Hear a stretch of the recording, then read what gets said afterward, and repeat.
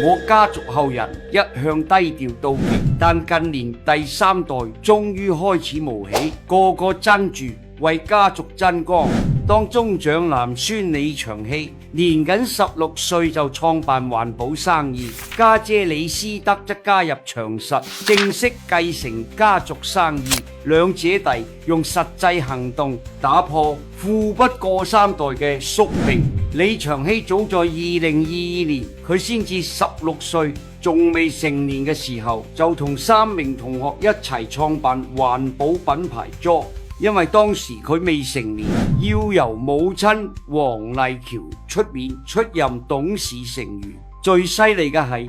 呢間公司嘅顧問委員會簡直星光熠熠，唔少猛人坐鎮，包括私募基金高層、香格里拉酒店主管等。就算喺學校，李長熙都保持低調，因為身份特殊，學校特別批准佢可以帶保鏢上學，進行24小時貼身保護。